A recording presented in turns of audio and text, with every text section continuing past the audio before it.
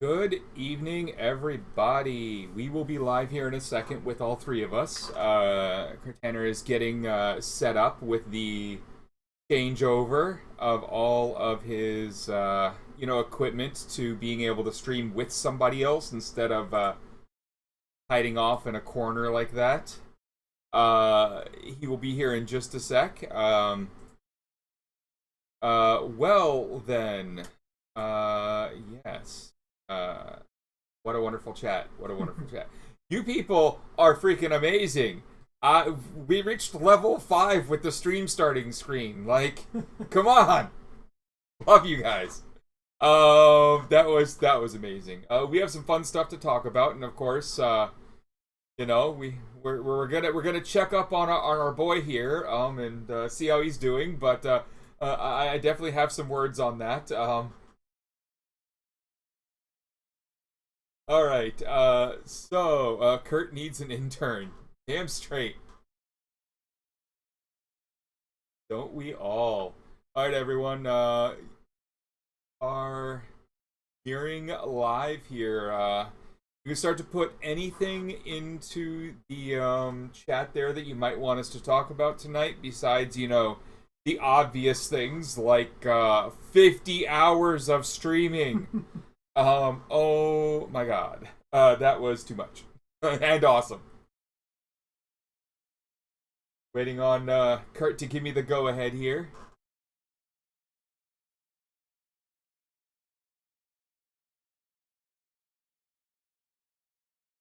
Perfect.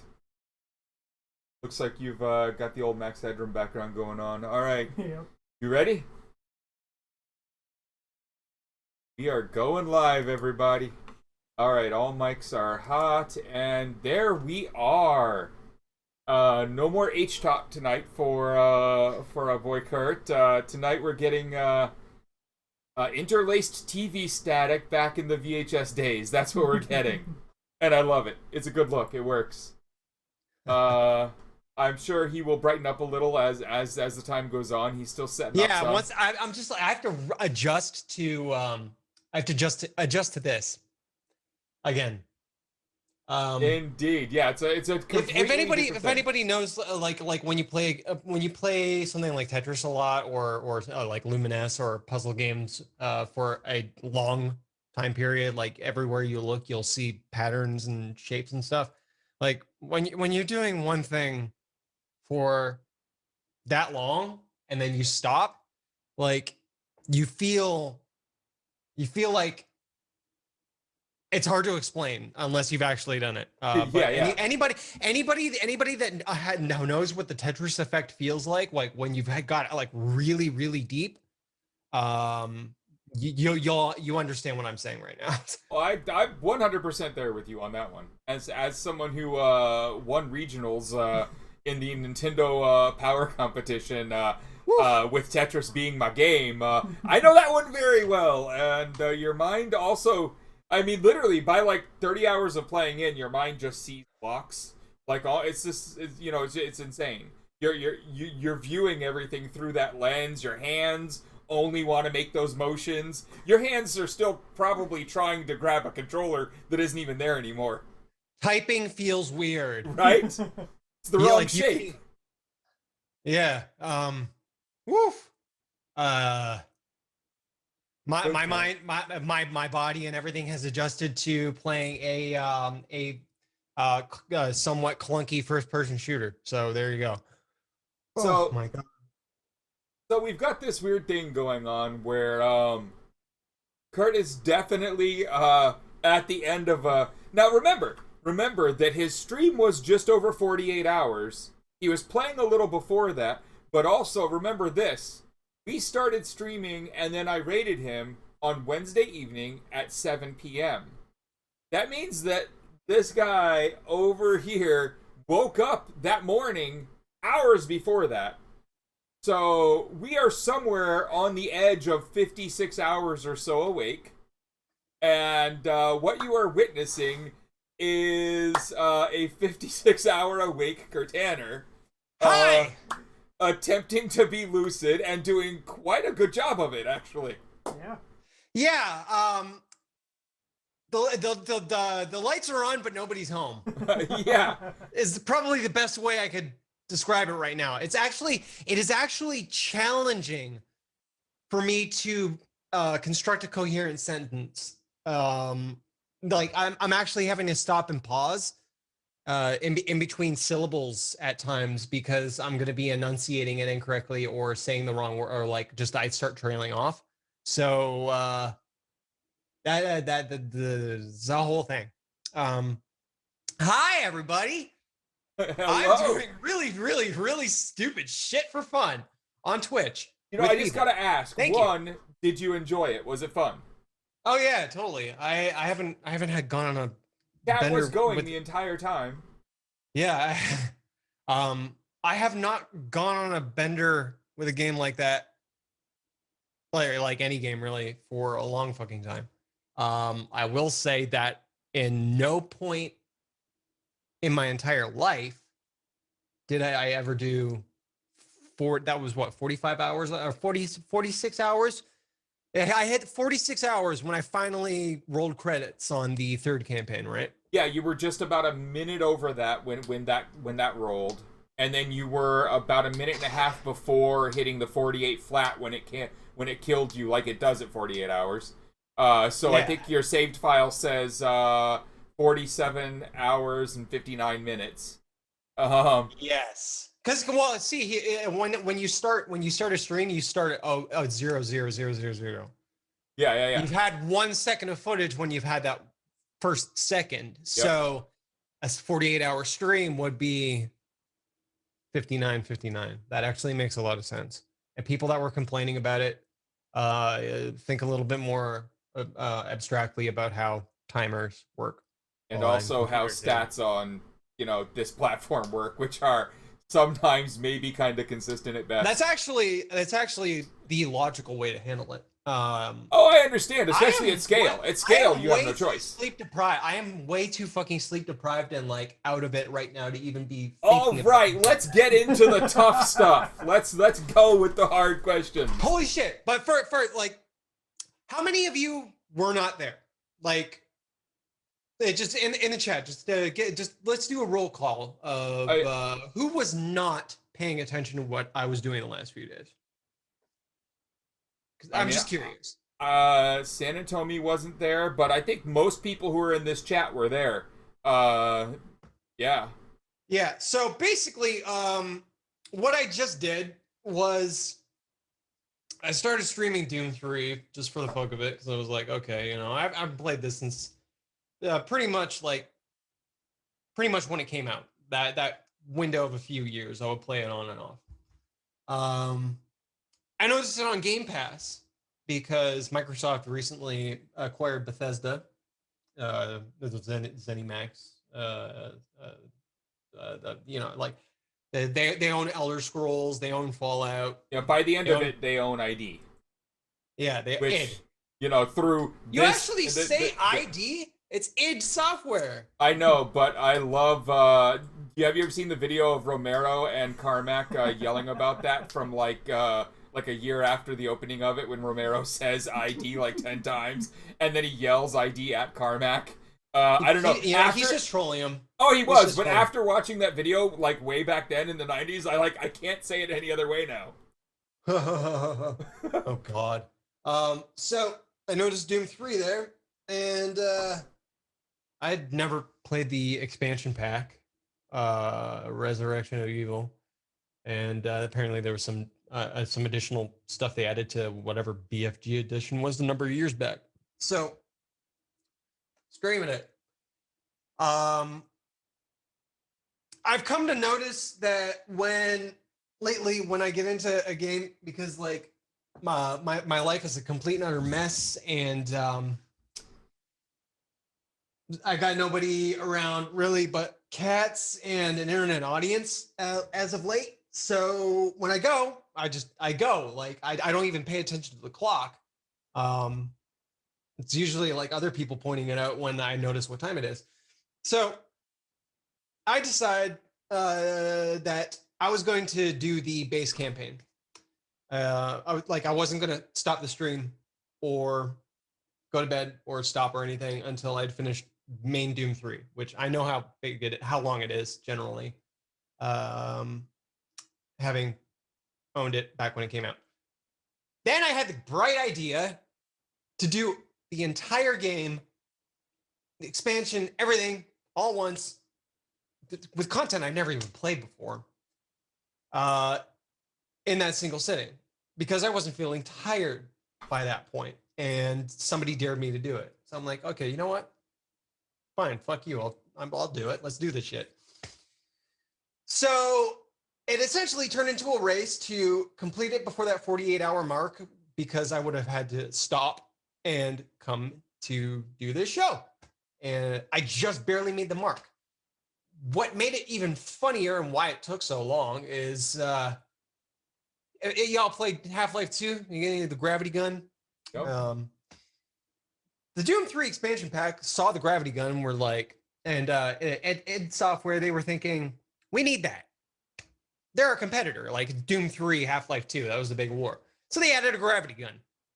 I had the bright idea to just challenge myself, because Doom 3 is absurdly easy for me on a normal day, to go through that entire stretch of content on the hardest available difficulty, only using the gravity gun. I died a lot, but I actually did it, and I did it within that time window. So that VOD has some really weird and funny shit in it, purely on the basis of like, I wasn't just playing through the game. I was doing something absolutely and utterly stupid while doing some content for the first time. So I'm going to make sure that gets uploaded to YouTube for future scientists to watch the destruction of the mind of a man in real time on the internet. That's some important historical There's research to be done here. Yeah, there is research to be done there. At some around very early this morning, I was starting to really feel it. My hand was hurting, cramping. I have a blister on my trigger finger, my right trigger finger now, from using that fucking gravity gun. Like, straight up, it's raw, it's red, it's inflamed, and it was actually starting to bubble up earlier. It hurts. Horrible. Really horrible. That is horrible. I have never gotten that on my controller finger, like that. You know, like ever. I've gotten D-pad thumb.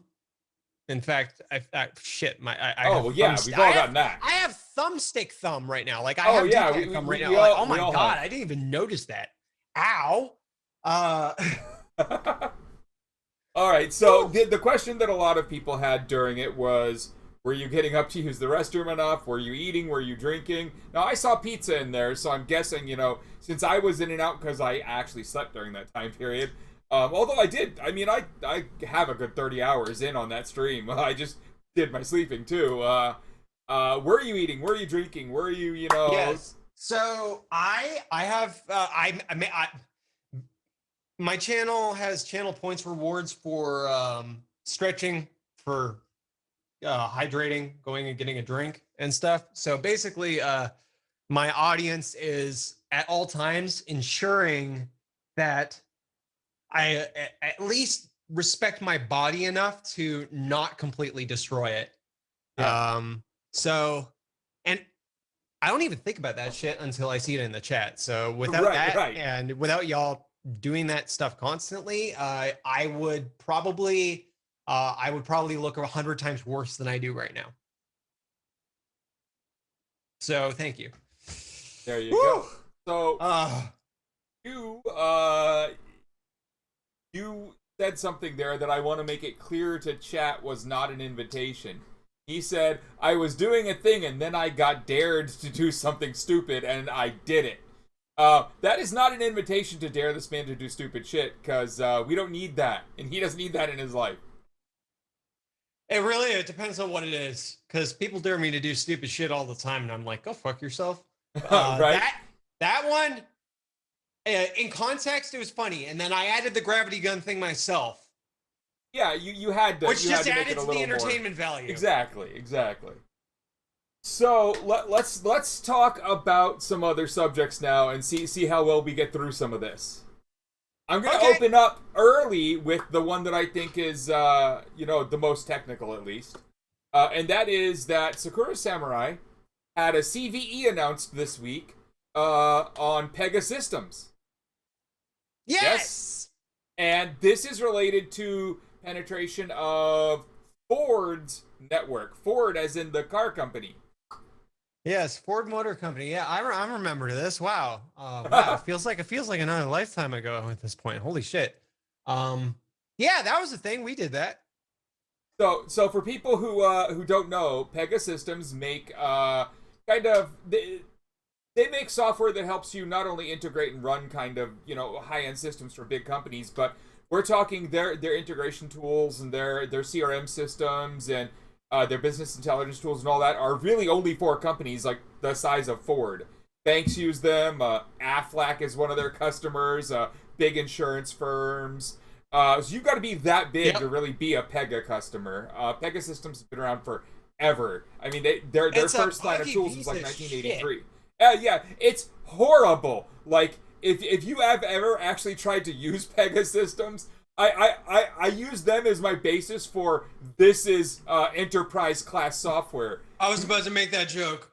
But you know what I mean, right? Like that's what it's got that enterprise look and feel and quality. Exactly, which means with the price tag to match. It's got 600 screens that are literally checkboxes and type-in entry boxes of settings, and half of them don't make any sense, and most of them aren't documented. It's enterprise class. Enterprise shit. It's slow. It's huge. It's a resource hog. It costs an arm and a leg, and the only reason why it ever has customers in big business and in governments is because it feels like there's a lot of shit happening under the hood because it's a slow piece of shit and they charge a lot for it. Yeah. And they have a dedicated 24/7 support team only realistically because their software is so fucking bad that they need that in the first place. And then from there, oh shit, we got a whole bunch of corporate support contracts because, well, la-di-da, we have 24-hour support anyway. It's fine. We don't. And companies like this make a lot of money off of those contracts. Woo. SLAs, depending on how many nines you put into them, go up in value quickly. Yep. Celeria. The Pega Systems is actually like 20 minutes from me. They're like literally like right across the highway. They are not far away at all. I am close to them. So this became a CVE because you guys found a way to get in their chat module. Yes. And what did that give you? They had oh my god. What access did that give you to the system? Okay, so we had the regular Pega CVE itself was a display template error where you were able to view a lot of the system tables and database data, like an actual developer interface that wasn't being ACL'd properly. So that alone was pretty bad. And from there, the chat bot that Ford had built and engineered for their shit, once you initiated a session by clicking on the chat bot, non-logged in users were apparently given a ephemeral username that wasn't really ephemeral. Whoever wrote that chat module for Ford really took a lot of shortcuts because you could see all of the active chat users. You could see the user chat. Like it created a regular user in the Pega backend.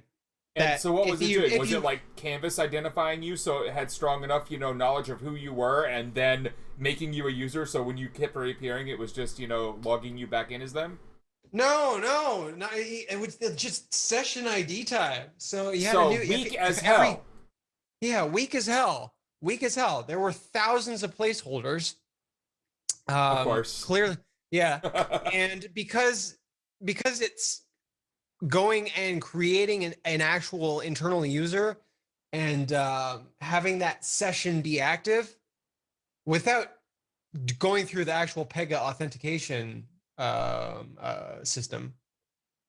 If you manage to fuck around with the URL enough, you would actually get into the Pega backend, or not like the backend, but you would get into the actual regular internal interface. Yeah, what the employees were supposed to be able to see. Yes, and you could create tickets, you could close tickets, you could go dox all the Ford employees within that system. Yeah, like there were buttons for phone call, which would just get their listed phone number. You can just fucking call them up. You could see their names. You could see if they were online right then and there. That's a very worthy you could see CD. task lists. You could see task lists. You, like internal manufacturing shit. It was just all there. This was worthy of a CD. I mean, you guys pulled off another really good one. Yeah. Kudos to the team. Woo. Yeah. How was Ford to work with on this one? Did they have a cool team? Did they respond quickly? There are things here that I am not going to get into because some of the people involved, like that, there's some embarrassing shit that went down that I'm aware of, and at a broad level, it is people being afraid of their bosses and their bosses and begging. So standard corporate environment. Standard corporate environment. Yeah. Their whole job is just to make your boss happy. There's more to it than that, but I'm not going to be that guy. I'm not going to... Hey, understood. I'm not asking you to fuck with anyone. I was just wondering, like, depending on what companies you deal with, sometimes they're like, yes, let's get this solved. Let's get Pega on the phone. Let's go. You know what I mean? Like, it's... However... We basically very quickly hit the point where it's like, okay, somebody's getting fired for this. Or multiple people are getting fired for this, or they're just going to rehire the entire department. Fuck all of these people. That was our experience with Ford. You know, related to that, they did not respond. Period. Like they were just people were scared for their jobs at that point. Yes, people were scared for their jobs. Their bug bounty program is not actually monitored, or if, at the very least, if they do monitor it, they do not reply to anything. So John started getting his typical level irate, which, you know, God bless him. Yeah. And it was like, you know, we breached some shit, and there was there's PII involved, and you aren't replying, so fuck you. We breached Ford, everybody. We're not going to say how, but it happened, and maybe they should actually monitor their HackerOne or Bugcrack. I can't remember what it was. I think it was HackerOne. So moral of the story, if you are on a bug bounty, like if you have a bug bounty program within your organization, watch your fucking inbox before y'all get shit on in public. You know, companies like that employee who set that up might not even be there anymore. They might not even have access to that anymore. Like, for all we know, that's bouncing, and then HackerOne isn't, like, relaying that it bounced to you, or so, you know what I mean? There's that stuff needs to be dealt with. There needs to be internal policies, there needs to be fallbacks, there needs to be secondary people who have access to those notifications. So, who knows? Maybe the person who is the one running that gets pregnant, is in the hospital having a child when this comes through, and you need another employee. Like, there has to be systems built around this. It can't just be one person signed you up for HackerOne or any of the other bug bounty programs, especially at the size of a Ford. Like, come on. Yeah. Ford probably has like 20 different divisions that have their own copies of the exact same department type. So they probably have like 10 different bug bounty programs, or like that like 10 different people internally think that this person manages the bug bounty program for this part of the organization. And when your company gets to a certain size, it becomes a fucking mess. Well, you know, one of the interesting things, like my first real tech job I actually had, I got hired to do a build of a website in early 93, and this was February 93, so, there were very few users on the web at that point. Most of them were the ones who already had pre-access to it before it went public. And we're sitting there, and the company that hired me because, well, we don't normally, as a big, corporate kind of company, hire 16-year-olds from another state, but nobody else actually knows what Lotus Notes is and knows how to make websites. So that's not a skill set that we can find anywhere in the world. So you're hired. And this company, what this company did was they worked as a middle point where member companies sign up to them and say, we're going to sign a support contract with you. And then anytime anyone calls us, like let's say you're a giant corporation and you need to roll out 4,000 desktops, right? You've gone to IBM or Dell, who cares? And they're making your machines for you. And when you get a contract of that size, they show up and hand deliver them. And they'll even set them on all the desks for you. Now, you've got to do the spin up and whatever your OS image is, you've got to deliver to them all. And there's ways to do that. But let's say that you're running Microsoft Windows on all of these IBM PCs and you just rolled out 4,000 of them and you run into a problem. And you don't know if it's IBM's fault or if it's Microsoft's fault. And what do you do for support then? Who gets this support? Well, both companies are going to tell you to talk to the other one at that level. Both are then going to ask you for a giant support contract. And then their legal teams are going to tell them that the support from this company can't talk to the support at that company because that'll open up a he said, she said, and we might get sued over something. So conflict of interest, baby. So instead, they made this middle company. It signed up everyone. It had IBM, Oracle, still does, Microsoft and all them. And you go through them, and they have all these legal protections in place so they can deal with the support of both companies, get it figured out, and then come back to you. And that's the level of even how broken this shit is. Like the support at one company couldn't talk to the support at another company because legal said we aren't allowing that. So my first job was actually taking their Lotus Notes database of who the contact points were at their companies and making a password-protected website that anyone who was a member company could log into and look up a company's phone number and call them and say, I'm a member, you're a member, here's my ID, now we can talk because we've got that legal contract in between us.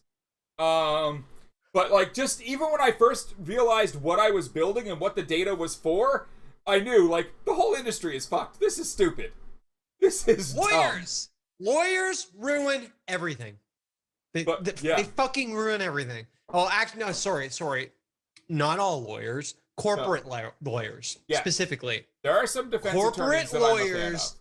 Corporate lawyers are the fucking worst pieces of shit that stifle any organization that has a legal department.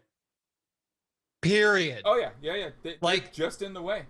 The moment you gotta get a legal department and you have corporate lawyers going and handling all your internal policy and all of that nonsense, you're stifled. You are completely and utterly stifled. Lawyers are because the lawyers will do what a lawyer does and basically define everything within your organization that should not happen because it's problematic and maybe under a blood moon. If somebody does a voodoo ritual, somebody might sue for this one small thing over here. And we just don't need that bad press. Thumbtacks are going to fall off of that board. We can't use thumbtacks anymore. No, I mean, lawyers only do one thing, and that is find ways to make sure they still have a job and that they're billing you more. So when a lawyer's inside your big corporation, they're building structure out to make sure you can't get rid of them because nobody else understands this shit. Corporate law teams they kill me. But yeah, so there's an awesome. But I'm not wrong. Corporate law, that's what it is. Yeah. Their entire purpose is to say everything that you can't do because they might get sued for it. Yeah. That's it.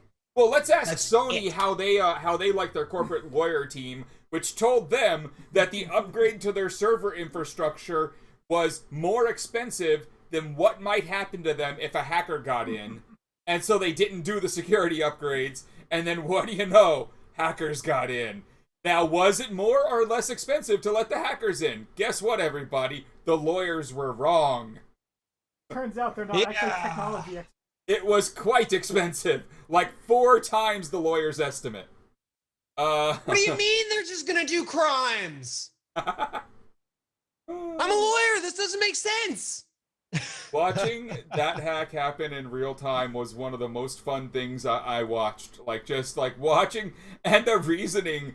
I'm sorry, but like everyone always claimed that one was because GeoHot and all that, and like, fuck GeoHot. He's an asshole, by the way. He is an asshole. He's a real asshole. You know, like, yeah, he got dealt dirty when he was a youth. Like he was a bright kid.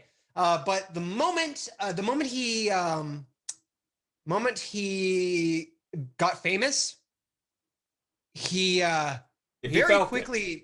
Yeah, he felt it, and he turned into an arrogant prick. Like he's impossible to deal with. I hear his name pop up every once in a while nowadays, just like because everybody. Some people still think it's newsworthy whenever he goes and talks about something new that he's working on. Remember his whole thing with a self-driving car? Like he and then he dumps the code because the government wants him to pass safety inspections, and he decides he doesn't want to do that. Yeah, like he was getting ready to make an aftermarket kit upgrade for a specific make and model of a car. Yeah. And government was like, so we're not letting Elon Musk do this shit without testing and stuff. Yeah. Can we audit this? And he was just like, no, fuck you, lol, and basically shuttered it and dumped everything. Yeah, closed the company, put everything up open source, and said, here you go, world. And everyone looked at it and was like, well, that needed some safety testing. There are some problems here.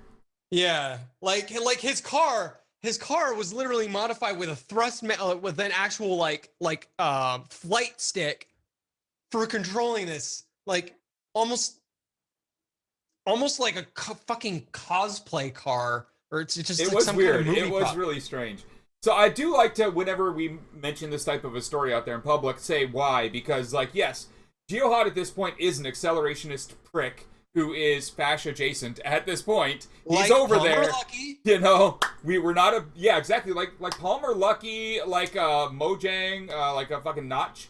Like all these people, they all seem to head that way. But I like to mention this one thing. Always remember when you look back at the various hacks that happened to Sony during the time that they were going after GeoHot for his homebrew stuff and the modding that he was doing to their firmware on the PlayStation. He was able to dump the root keys through other OS, and GeoHot is the reason why Sony patched out Linux support. But remember one thing. One thing is really key here. Nobody who was involved in hitting Sony there was mad that they were going after GeoHot. We all hated him, and we were all watching the hackers and cheering them on as they did it, because their argument was, hey, don't release our firmware just out there on, like, under your YouTube video. That's ours. And we're like, yeah. But their other thing was, well, great, but you can still do everything you're doing. You can document it. You can tell people how to do it. Just don't put our copyrighted material underneath for download in your YouTube videos. And he said, they won't let me do my mods. And they responded with, yes, we will. You can talk about it all you want. You just can't release it already modified. So tell them how to do it. And he just kept then saying, no, they won't let me do it. And we're all like, well, you're not arguing truthfully. So, but then Sony came at us and went to YouTube and said, we want the IP addresses of every single person who has ever viewed a GeoHot video as we go to trial against him. And that there was and you know why that's such a what moment, so bigger than anyone could imagine? This had already been mentioned a week before that on CNN Live and on MSNBC Live and on fucking Fox Live. It was on all the news channels live. So most of the views of these videos had come from news viewers who had wanted to see what the F is going on. So none of these people were involved, had no clue what they were doing. So 1 million plus people, who knows how many, we did the math at the point, it was like 1.6 million or something unique people would have gotten doxxed for this case that had nothing to freaking do with it. And that privacy invasion made the hackers say, hey, wait, what the F? And they even put out a statement saying, Sony, just don't do that. Remove your request for YouTube to give you those IP addresses, and we got no beef here. And Sony said, fuck you, and then got hacked. The hack was not about GeoHot. It was about Sony doxing the living crap out of a bunch of people who had nothing to do with this.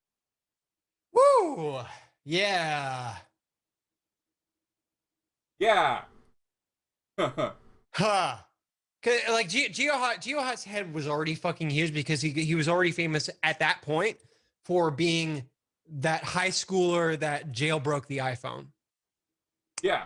And you know, back then it was pretty fucking simple to do. Like he was doing it to every device going forward back then.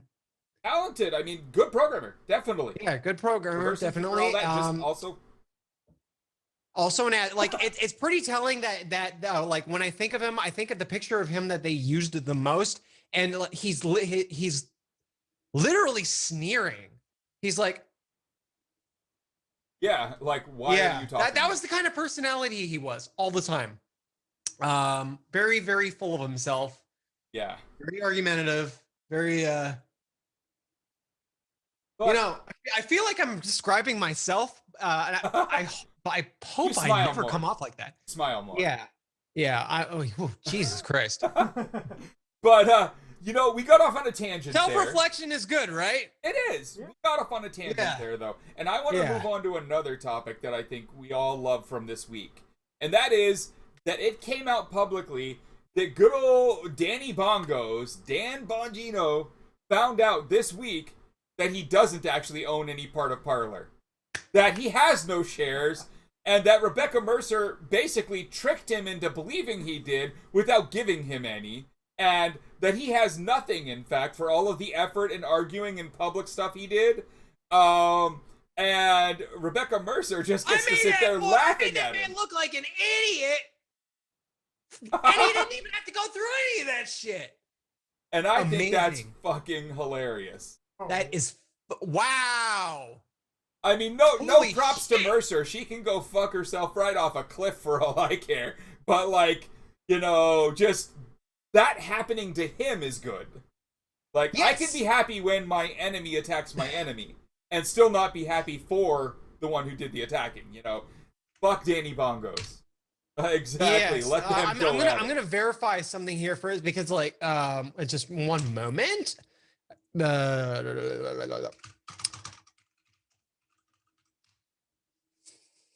Dan Bongino, yeah, he's got a very unfortunate head structure. Like, you look at him and you think, that man has done too many roids. That man is on the juice. That man is on the juice big time. His veins are just popping out of his fucking forehead. Like, it looks like he's got like an alien parasite ready to explode out of his brain at any moment. And frankly, I would like to know, I would just be a fly on the wall at that exact moment when John calls him up and says, "Hey, you know, Rebecca Mercer, she screwed you. Yeah, you don't actually own anything." Like, yeah, it's the battle of the fetal alcohol syndrome, flat conehead forehead, and roid monkey. Yeah, he's really definitely there's a fight going on with his genes for that one. Woo, boy. Holy shit. Yeah. So, one thing I want to say for chat, just so people know, you might notice the stream is going out in 1080p. I finally got sick of people yelling and screaming that it's, when it randomly doesn't give us the transcoding options, so you can go down. I have got my OBS set up to save still at the higher quality, but stream at the 1080p. And it seems to be working. It doesn't seem to be too jumpy here, so I think we're in good shape there. I am on Parler's Wikipedia for fucking with Dan Bongino. Specifically. Yeah. Ron Watkins and Dan Bongino. Like, I am there on their fucking Wikipedia. So hearing about his misfortune in this context is just like, holy shit. It's Ron Watkins didn't have a Parler account, and Dan Bongino doesn't actually own any part of Parler. Yeah. So this couldn't possibly have been any better. It really couldn't. And it's still in shambles. I mean, it still barely works. Oh. Specifically, like no, I'm serious. If it go to Parler on Wikipedia and it's Control F.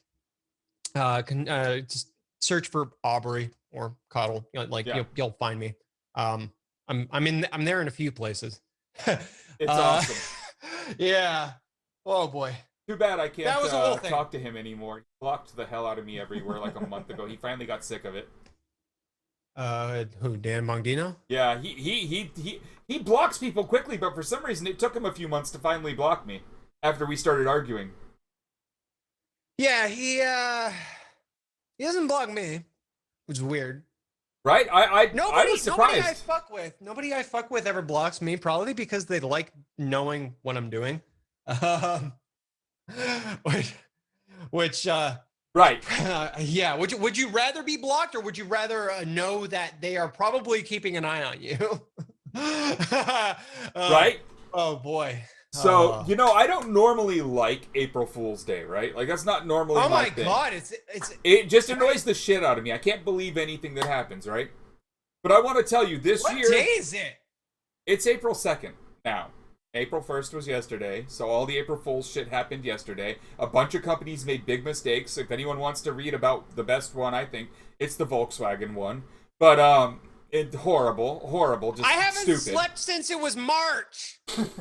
But, my favorite April Fool's joke this year was done by geology itself.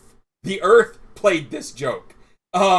In California, in LA, and maybe some of you were there, the smallest possible tremor you could even notice, but still a tremor, came out of the San Andreas Fault early yesterday morning.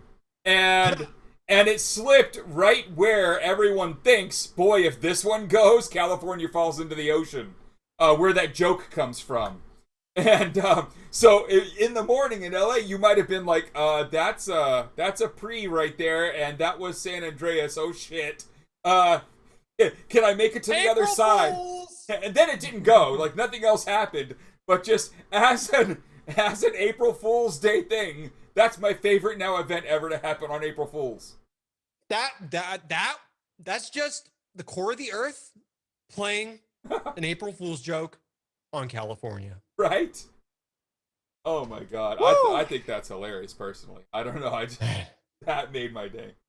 So actually, okay, wait. Okay, so it's the second of it. It is. It's the 2nd of April. I'm okay. Just bear with me. I'm just gonna do a search for April. You missed April Rent Fool's because you were 2021. streaming. Also, probably didn't have it like me, but like. And by the way, if you keep seeing me rubbing my eyes and stuff, it's not because like it's not due to the lack of sleep. It's because I was intensely focused on a crosshair. Do you have like Visine or any eye drops to re-wetten it so it'll clear up? I've already put them in. Cool. Yeah.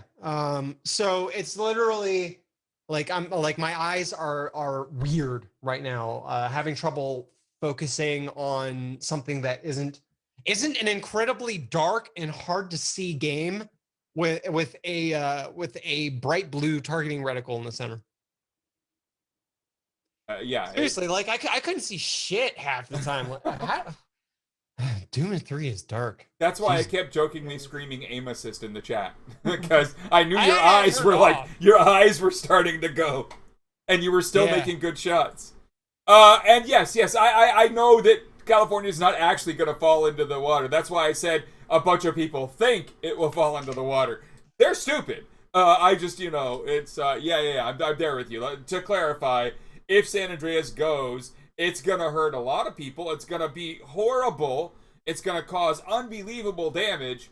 But California isn't gonna fall into the ocean. There might like be a little river that like goes in between it and the mainland, maybe if it's big enough. But like, you know, just clarifying, like It's not all just gonna be like.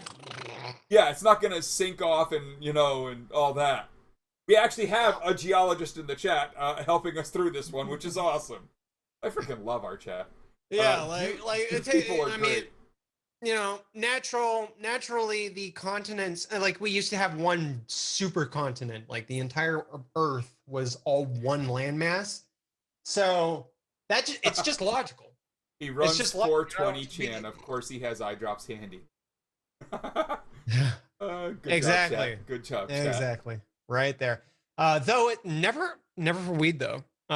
Always for staring too intensely at a computer monitor for unhealthy lengths of time. The last time there were points in time when I was not blinking for upwards of 10 minutes because I was trying and yeah, people in chat were telling you to do shit. Like hydrate. There are periods of time when actual tears will start running down my face. Oh yeah. Because I've been staring so intensely at something.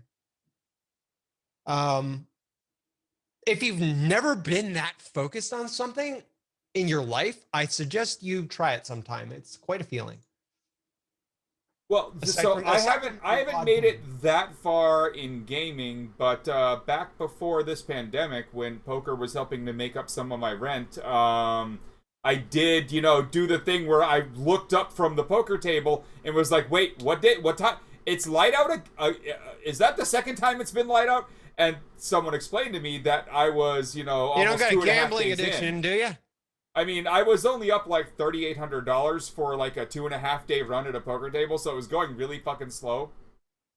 No, I won't play anything but poker, and I win. I don't win big. I'm not good enough to like make millions at it, but as long as I just sit there and wait for my damn cards, which sometimes takes days, I can make rent at it. I just, you know, it's not safe to keep. Nothing's open right now. The casinos are all closed. Everything else. Yeah. But yeah. So good to hear that you do have some vices. Well, I mean, I don't know that poker's a vice. Like, it's not like I'm playing craps. Like, I'm not playing against the house with like, you know, stupid odds. I'm playing against other people who I think aren't that bright for sitting at the table with a few of the people that I see at the table. You know, I mean, whenever you play any kind of a game and you're at the casino, make sure it's one of the games you're playing against other players, not against the house. Yes, never. Because the house doesn't give a shit who wins that game. Nope. Yeah, so I don't know, but that's the only time I've ever made it like that long. And at that point, I just didn't realize it had been that long. Like, I'd eaten a few times, I'd gotten up to use the restroom and all that, but like, when someone told me it was, you know, the second time the sun had come out while I was sitting here, I was like, oh shit. You know? Yeah. I had multiple points, or like the second I was like, wow, there's illumination. Because I slept I wasn't even like at that point. At that point, I wasn't even formulating sentences properly. At that point, I'd been grunting and making all kinds of weird noises for probably an hour or two. Early this morning, there's about an hour or so where I'm just like, because I was reloading every few seconds for upwards of an hour, and felt stuck and could not convey my anger and sadness, but did not want to stop. Yeah. So I was just vocalizing these weird animalistic grunts, groans, and screams. Now you're riding like your fourth wind. Yes. Yeah. It's funny. It comes and goes in waves. Well, tucking vipos, you know, that leads to an interesting question about what really is a vice and what, you know, is more practical. Because, like, for me, I don't enjoy sitting there for that long. That is not for fun. It is not a thing I'm doing because I get something out of it. Like, it is rote. It is boring. It is just, ugh. But I'm good enough at it to sometimes, you know, like, actually make a full rent in, like, a couple days. And I don't go back. I think if it was a vice and I was doing that, I would be there, like, every afternoon. I do it until I have enough and then I walk away and don't want to go back for a month. Like, it's not... I don't know. I used to like it a lot more, but it's not enjoyable for me. I don't know. I It's don't know if all of the lights like went out for a second or if I huh. hallucinated that. You might be at that point. You might be The at that point. possibility. Your brain is supposed to be, basically eating itself right now. Huh. So I don't see the shadow people yet. Like I not haven't yet, hit not yet. 72 hours. I mean, when I was in solitary, it took about to the third day before I started actually hallucinating when they were fucking with my sleep schedule, and I couldn't tell how long I had slept or how many days I'd been awake or anything else. Yeah. But 3 days after about you've 3.5 after you hit in, 3 days. about 3.5 in, the hallucinations started. What was weird for me when I started hallucinating from all that is like everything took a specific color, like the hues, if you will, like the light that I was seeing that wasn't there. It was all purple hued. Even like once, like I'm laying there and like there's another person in the room now with me. He was still like he looked like he was under purple lights. I don't know what purple was about, but my brain was definitely into purple that day. After I hit the 48-hour mark, when I turned the lights off in a pitch black room, anybody that's done psychedelic drugs knows that like on the come up or low doses, surfaces will kind of like shift and dance. Um, LEDs like lone LEDs or like power bar strips and stuff Yep. will do that to me. Just like once I've hit 48 hours without sleep. So it's like I have a low dosage of psychedelics just by staying awake. It's kind of cool. Until things start getting worse, and then it's like you took deliriums. Yeah, then it goes the other way. Yeah. It very quickly changes character. I start hearing whispers, or I swear I hear voices. Oh yeah. Like you'll listen to something and hear patterns of other sounds within it that just weird shit.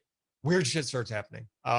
Yeah. So actually, along the ideas of self-care and all that other stuff that we keep talking about, and before we get to a couple of the other things that we definitely need to bring up, I want to take a quick break to go use the restroom and do all that fun stuff. And my drink is out. I forgot to refill it before show here. So we're gonna take a small pause here. We're gonna hope that when we come back, Kirtaner's still awake. I believe I might be more awake. I believe I might be more tired than him, and that's kind of fucking crazy. So we will whenever I have these points where I'm able to make it this far, yeah. And I go until I collapse. Like I will literally. You're gonna go until your head does this. I will come to 3 hours before my last point of awareness in my chair. Or on the floor next to it, like the last time we were talking when you were on the floor. Yeah, exactly. Like I'll literally come to and have been like this, and my neck will be in so much fucking pain. It sucks. Get yourself to the floor at least when it happens. You know what I mean?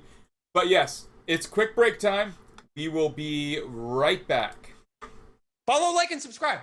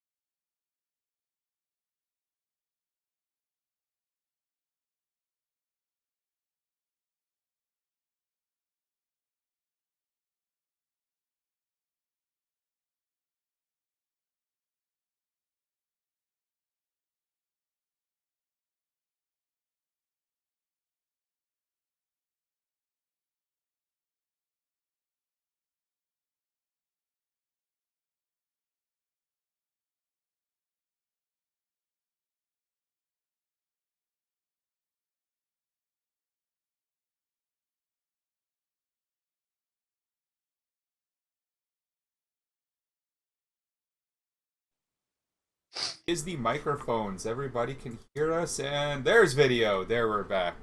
All right, yeah, good times, everyone. So, subscribe, like, follow, whatever, all those things you do on Twitch. Give me 1,000,000 bits, I don't know. Donates to the PayPal for Kurt if you can. Join us on Discord, all that fun stuff. But yeah, let's Discord is in the chat for anyone who wants it. Let's see, Discord. I can spell, I swear. There we go. All right, everyone in the chat can get on our Discord where we talk and idle all day long. You can see on the internet.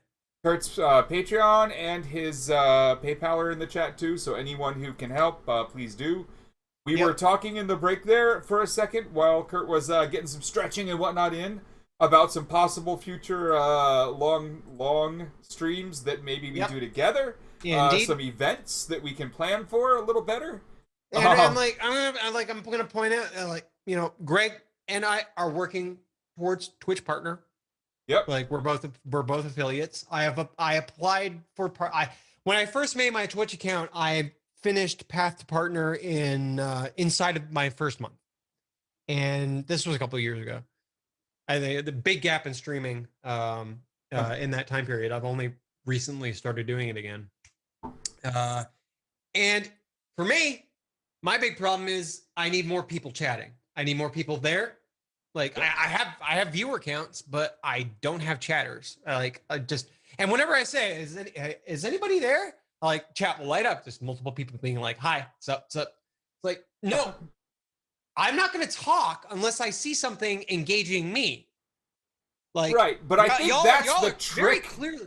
I think that's the trick, though. You've got to draw it out of them. Like that's what those people with the big chat counts get. I know, and that there's a learning curve to that. Like you have to learn those host-like behaviors, right? And I'm asking the people here if you chill on my streams. I interact with chat as much as I possibly can, mostly because I actually like all these people. We have a really good chat. We also talk in Discord all the time. Like we get along well. I think building that community, like you have a lot of that over in your version of it, but they don't do the same thing in chat, which is interesting to me. You like watching your stream, like there's a few real troopers there, especially Expardo even, like, oh my god, that was awesome. But I want to ask you something from the last couple days that you might have missed. Because GhostSec actually hacked another website in Myanmar over the last couple days and I dumped it. Saw that. You did? Okay, you actually saw that go by. Good. So, Myanmar is still going along, still having fun over there. Yeah. Unlike the people on the ground who are currently getting killed. Holy crap. I retweeted it so everyone can kind of see that fun thing. Yeah, the first couple of weeks, it was very clear that the body count by the time this is all done and over with is going to be in the 4 to 5 digit range. Yeah, it wasn't going to be 2 people. Yeah, and it's going to be that. So it is. If you've watched things like this happen in the past and other places in the world, well, there you go. It's going to happen again here. War never changes. The people on the ground there make asks. They've been handed a lot of the support they've asked for, but it's tough because it's the military doing this, and that makes it really tough to do anything if you're not already on the ground. But people are offering what help they can. Just get Ron Perlman to go do Justice for Myanmar cameo or something, and there you go. I just completed the loop for you. Stuff like that will actually help. Like, reaching the general public takes stuff like that, whether you want it or not, War never changes. It doesn't. But, so go GhostSec. Well done. Freaking awesome. Take the rest of them down. And the hack is still up. You can go to itcmandalay.edu.com or .mm, sorry. itcmandalay.edu.mm, and you can see the thing. It's great. Yeah. Right there, support for Myanmar. I want to do a shout out just in case this ever gets back to him, but Nico from Unicorn Riot is fucking awesome. I spent a few days out in Minneapolis over the last over the last week, and I got to tell you, of all the people on the ground that I've seen be local reporters of protest movements and things like that, like I haven't seen it done like Nico in a long time. Just everyone on every side of the protest, like not sides like right left, but you have to understand with leftist movements when they're a year in, there are 20 different factions and cliques and all this. Everyone from every one of those kind of subgroups loved Nico.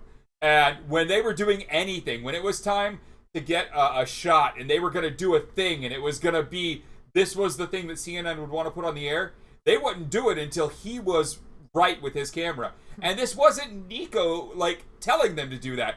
They were waiting on their own. When they set up that someone was going to chain themselves to a fence, they waited till he was front center, camera set up right before they did any, like, they love him out there. And just watching how cool he is with that kind of access he has and how good a video he does and the interviewing technique. I just want to shout out that, like, Nico is fucking doing it right. Like, I loved watching him work. So, it's just, it was amazing. It was really good stuff. On the ground there in Minneapolis, it's interesting. It's gone the way that lefty protest movements always do. We're a year into this one, a little more, but like it's factionalized. There are a lot of subgroups. Yep. They're having trouble working together, but they are still getting shit done. And the one thing that I really liked that I saw was multiple of the younger protesters have moved into these groups that are actually working on passing legislation, on getting the reform done right, on building groups that are going to handle police reform and police accountability and the things inside of the structure that are necessary, but they're all still also showing up to the damn protests and getting right up front, you know, and that's like really key. But I want to say, like, there are a very small amount of people left that are just the super hardcore there. Chaz, again, if you're someone who ever sees this, your ass shows up at 7 a.m. every day, even when there's only 3 other people standing beside you, and you're there all day, and that's props to that. But yeah. So, you know, yeah, it's tough in these movements when they go this long. COINTELPRO is real. It exists. Damn straight. I've always you know. My ADHD helps with this, but I like starting new things all the time. That actually works to a benefit within the space of activists and flash in the pan movements, because when you that shit is launched, or like when you get something going and it's fresh, it's hot, it's new, and everybody loves it. That's when it's the most effective, because you haven't had infiltration yet. Yep. You haven't had the chance of the feds to do a threat analysis and go and try to fuck it all up, because a couple of years down the line we might have some repercussions where we're gonna have to soften some of these laws because of there's a process, and when something is brand new and it hasn't had time to get fucked with enough yet, that's always when it's at its best. When something's been going for a year or more, then you have your cliques, you have your infighting, you got your essential personality contests within your subcultures and subgroups, and it basically turns into, instead of y'all doing something for the betterment of the world, you're now arguing over which group is going which fucking who gets things the microphone first. And internal politics end up taking over, and that's what happens. The feds like that. They like that a lot, and they help spur that stuff on every time. They love it. The internal divisions are their thing. But I want to say, out in Minneapolis, they are still strong. Like they are still a lot stronger than I was expecting when I went out there. Like, I went out there for a different reason. There's I don't know how to say this nicely, but there's a person out there who likes to pay for small amounts of my time every now and then for me to just brainstorm his ideas with all the domains he buys. So I got to go have some brainstorm time with him, and I got to plan that around being there for day one of the Chauvin trial. Like it was kind of neat. The thing, no, I wish it was George Soros. He'd pay better. This guy didn't even pay like one full month's rent, but like still, he paid for the travel and everything, so whatever. But what was cool is they have a few really, really good chant leaders, a few really, really good, like, loud voices that are entertaining. So when the marches were going and whatnot, it was really, really well organized. It was kept in line. They were controlling the crowd. Not in a bad way. Not like, I'm in control. It was just, they were making sure it kept moving and it kept loud, and it was really good. DJ and Sam were amazing on that microphone. It was awesome. So yeah, the thing that I got out of the crowd there too, which was really good to hear, is that they understand that after a year, a lot of the people with normal jobs, with kids, things like that, they're tired enough that they're back doing kind of their day to day, but that if this motherfucker is found not guilty, they do believe everyone's coming back out into the street. Like, and I wanted to really understand, like, do you believe that? Do you honestly believe that there's still enough? And because like I think people are gonna come in from like out of town. Like I think finding him not guilty is gonna be seriously problematic. Yeah, when it's an active case, or like a situation like this, that's different in a lot of ways. Like you can't, like they're not gonna go and infiltrate people that are upset about about an extrajudicial police murder. Like good luck with that. They're gonna try. Yeah. But that anger is going to stay there, and that's not guilty here is not something they want to do. Now, what was interesting is today during the trial, if you're paying attention watching it, they're covering it like the OJ trial. Like, I mean, they're really like all day long. You're able to watch like the live video and everything. And one of the cops that got on the stand, a lieutenant who hasn't been a cop for a couple years, but like he was for years and years and years, was asked, due to his specialty in some of the training side of how cops get trained, about these actions. And he clearly answered that these were outside of the norm, that once George Floyd was on the ground, belly down, with the cuffs on, no amount of your knee on their neck is needed, or should have been, and isn't allowed unless there's extreme reason to believe that you are somehow going to get hurt. And when asked the straightforward question of, can you actually get attacked by someone laying on their stomach with their hands cupped behind their back, he said no. Like he was just bluntly truthful and anti Chauvin's actions. And the reason that's surprising to me, of course, is that was a cop basically breaking the thin blue line and saying that motherfucker murdered somebody. As hard as I think a cop could possibly say it on the stand without just saying the words. Boy. And that was unexpected by me. He's still a motherfucker. ACAB all day. But like, I wasn't expecting any cops to break the blue line at all. Cops come down hard. Yeah, and that's what I think, Red Paper Crown. I do think that this is them realizing that we better throw him to the wolves. I do think, now that I've seen this happen today, I think maybe over the next couple days we might see a little more of it. Like, and that would be interesting, because I don't want, like, to play into their game of now we're protecting ourselves. But, I do still want this motherfucker found guilty of murder, because that's what he did. So, I guess by any means, find this fucker guilty. Yeah.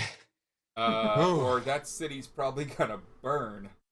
It is absolutely. If you go to the area, Lakeview, where like a lot of the damage happened during the last time, most of the buildings are still burned out, and they're still there, and they've kind of been left almost in this state of memorial. Like, I'm not talking like George Floyd Square or anything. Like that's still, strangely well maintained. Like there's a greenhouse in the middle of one of the streets there that they've set up to feed themselves and stuff. Like it's kind of neat what they've had going on over there.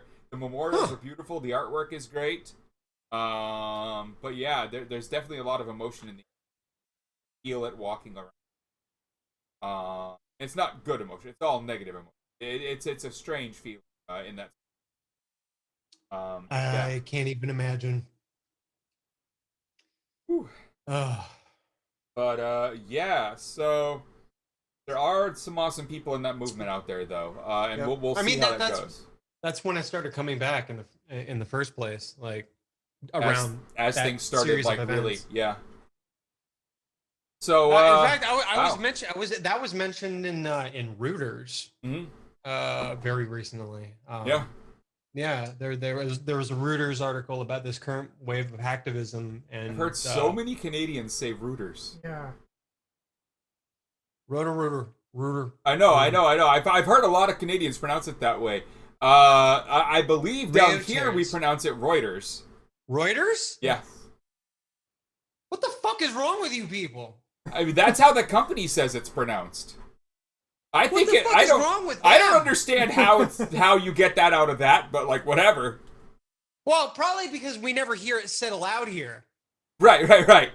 It's an American news organization that, you know, we know of it because it's huge. Yep. In the realm of business, but like I've never actually heard it said aloud. Yeah, Reuters. Yeah. Strange, right? Reuters.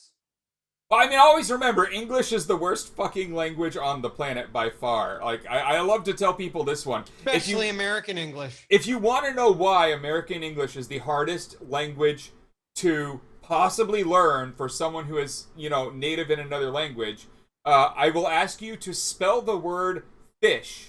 Would you like to spell the word fish for me, man who hasn't slept in 50 hours? What are we?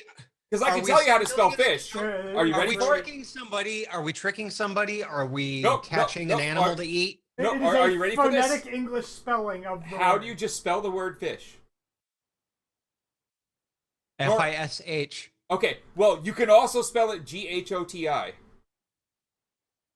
Because the GH at the end of enough is f. The I in nation is the I, and well, what the fuck? Yeah, and the TI in nation is the sh sound there. No. The I in 50 words is the I sound, but GHOTI is a way to spell fish in English. And now try and learn English if it wasn't your native language. No, why did you? No. GHOTI. Enough women and nation. Got it. Like this is that spelling. It's like somebody is like my level of tired and trying to talk about gnocchi or something. I'm just saying, like, you know, there's a reason English is really freaking hard to learn, and it's because of shit like that. Oh my god. Most of which is just from lifting words from other languages.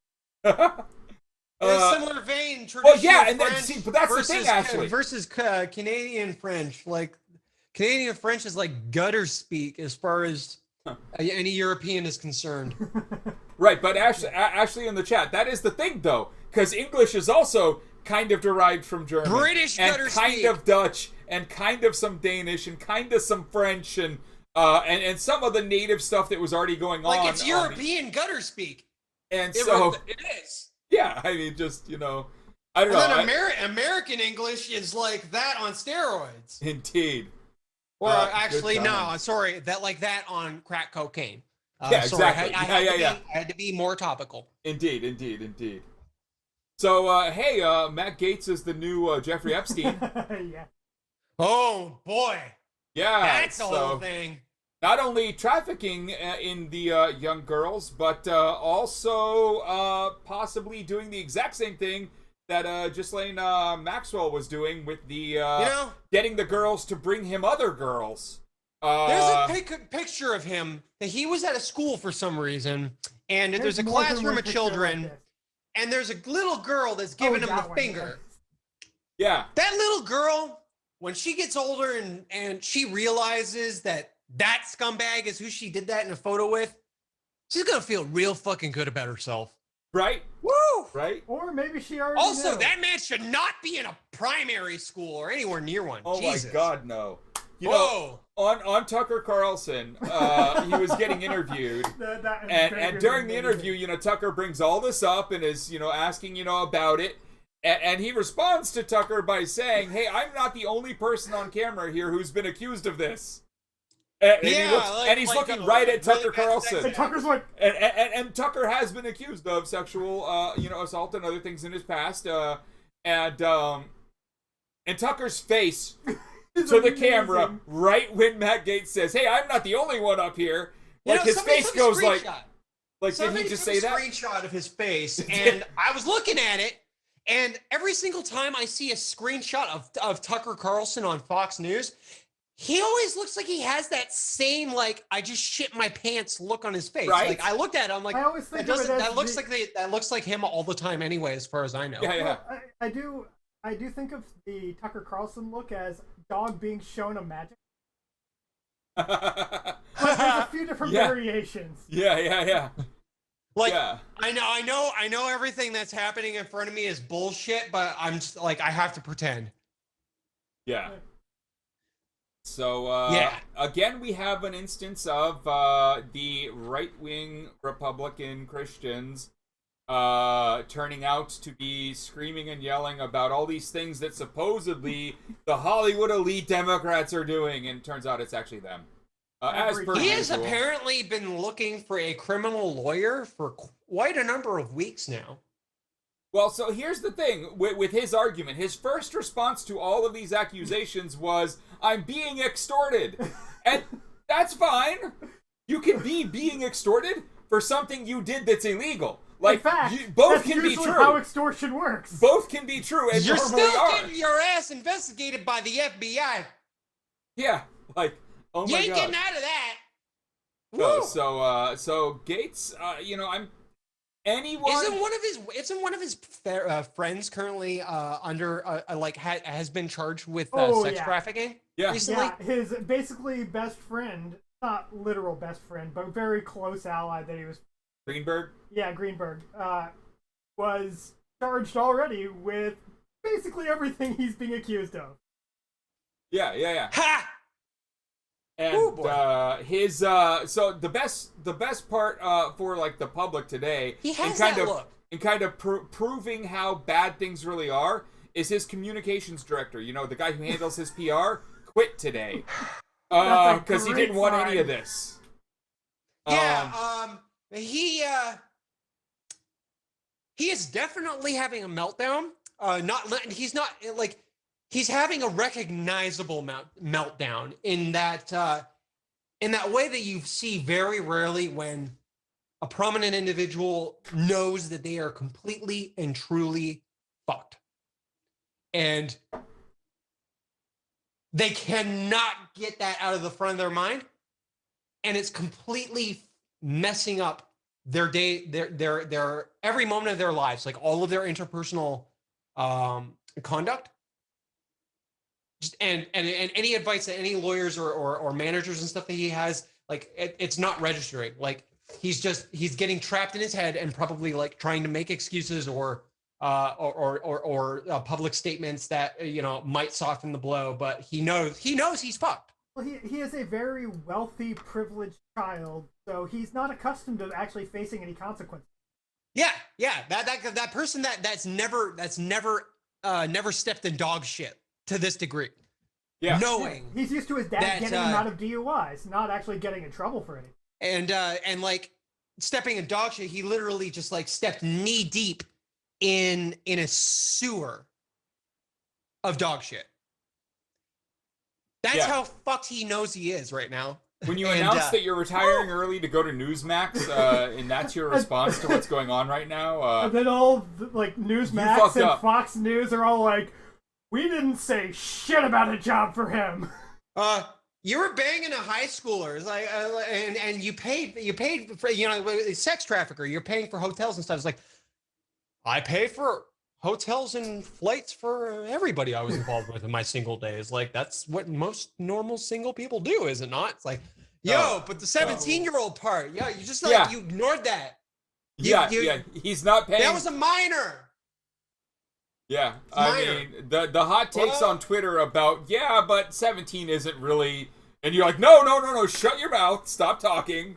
Like, that's not, those states where that's right, not like, a minor are the problematic ones. Get the fuck out. Yeah, wow. Also, if I remember correctly, most of those are the ones that don't have explicit Romeo and Juliet provisions. So the whole reason is so that like people that are 17 and have a partner that's like 19 don't get in trouble, or the 19-year-old doesn't. It's not intended for like a 30-year-old. Conservative libertarians care about AOC, but not the AOC y'all are thinking of. Yes. So, so on Twitter earlier today, someone sent a message asking if we could mention on stream tonight how we all met. And I thought that was a pretty simple one because with this guy, I met him at a protest. I mean, literally, the same way I met my wife and a bunch of other people I know now. Most of my good friends were either at a protest or my neighbor. Convenience, like I'm not good at meeting people any other like way. Like, I don't go to bars, I don't drink, So yeah, so I met Mac here at a protest, like right after you had moved to this area, right? Yeah, I'd been here. Yeah. And so not too much to that story. I think your wife and my wife kind of became quicker friends than me, but I'm just not good at that. And you guys are all into a lot of the same things, like the tabletop gaming and stuff like that, Well, you were also actually not allowed at the protest site itself at that. Yeah, by then I had already gone through the court system against them, and I couldn't go to that site, so I was going to the other sites. Right. Like, I was going down to Connecticut and places like that to protest them. So we didn't actually see you as much at first. Yeah. No, I don't think Mac is in the Discord server. I should probably fix that. I think he hates us, personally. No, seriously, though. Yeah, he'll get in there. As for me and Kurt, we met on IRC one of these long, fateful years ago, when I had the audacity to ask this man if I could bring 10,000 non-hackers onto his server because I had no other... kicked off a party van! Because I had nowhere else to bring them. And he explained to me in not so kind words that this was a no-go.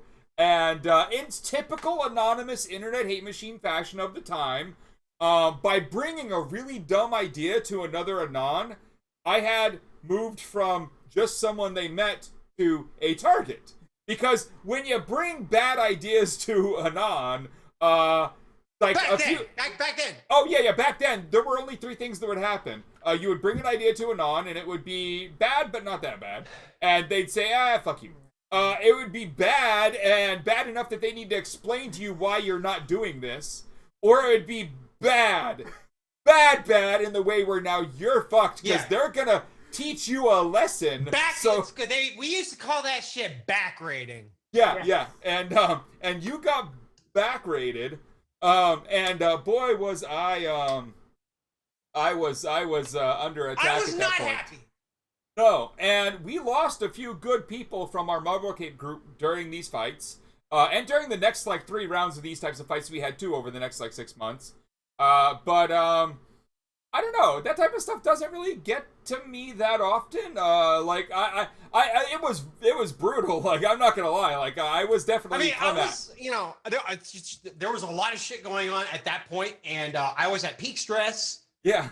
Actually, I wasn't at peak stress quite yet. But we had a lot of defense screens, a lot of measures taken to ensure that we continued to stay out of the news, so we could continue to point at 4chan and blame them. So, well, we were all blaming E-Bombs World because yeah. E-Bombs World did it. Like, I mean, I don't know about you, but I mean, it was all exactly. E-Bombs World to this day, like, and it was all funded by low tax. So, like, there used to be many insurgency channels on the 420chan IRC network. Yeah, and Party Van became a thing because we well, having drug conversation and a whole bunch of internet crime in one hotspot like that. You don't merge those things. Yeah, but yeah, exactly. Like we just there was a lot of measures taken, just separation of concerns, compartmentalization and stuff, and extended primarily due to anonymous, capital A anonymous. Yeah. Not and like nothing else really necessitated that. So asking me if you could bring 10K people fucking with the Church of Scientology to our IRC. With all of their money and private investigators. Yeah. Yeah. Ooh. No, it was a bad ask. We ended up on another server. And we ended up. I think like Sparto wasn't happy either. No, but we ended up on another server, and here's where things really start to go south for us for a couple weeks, because this was a server that Weave had allowed us to come over to.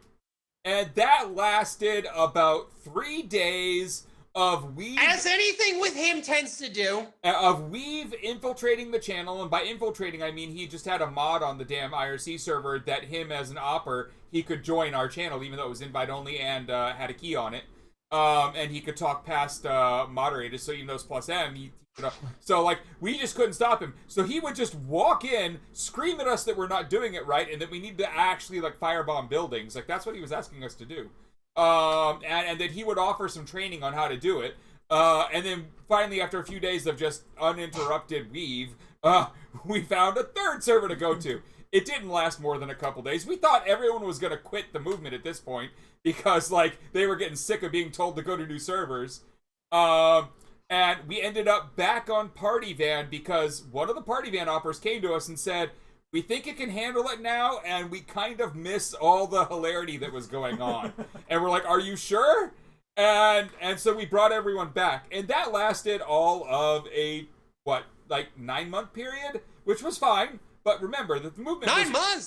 That's pretty fucking good. The movement was really active for years. So, like, that was still, we were still in the first year. The Party Van wiki lost hosting more often than right. Yeah.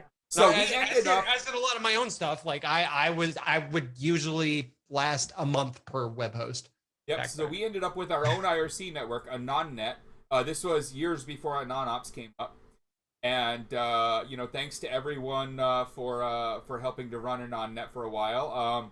If you guys see the Kiwi IRC web client that a lot of other now web IRC clients are built on top of and also is still well maintained, that was actually built for our non-net IRC server as our own web client on our own website, and the operator on our network building it decided that he was going to package it up with a name and put it out there. So Kiwi IRC no wonder it's so actually good. Grew out of a Chanology IRC server. Wow. Yeah, that's where it comes from. Well, one of our operators did that. Thank you, W. Freaking W. That's some pretty good trivia. Right? Holy shit. Is that actually documented anywhere? A couple places. It made it in a couple articles back then, but it's not like, I don't think it's in. It's not in the documentation or anything? I don't think so. I mean, he might mention that, like, he first built it for a non-net somewhere in there. I don't remember now. Huh. That's really cool. Yeah, and it's great software. Like when I was first looking at the modern state of web clients, I found Kiwi IRC, and then I discovered that CGI IRC blocks were a thing. Yep. And I'm like, oh wow, you can finally give people a web client with individual IP addresses. This is great. A miracle. It's a complete and utter miracle. Yeah, it's a good tool. Really well done. So that actually I always find myself going and discovering a couple years old IRC tech and losing my fucking mind over it, because IRC is one of those things where you it's there, set and forget. It just kind of works. Yeah, it just kind of works until you have a need for something, and then you do some Googling, and then you're like, oh, hey, that's IRC 3 ever? I am about to migrate to an IRC version 3 compatible hybrid daemon. Yep. What?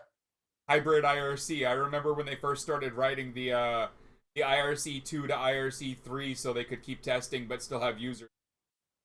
Yeah, there's a recent IRCD that is actually like amazing, like really really fucking good. I can't remember the name of it because my brain is short circuiting.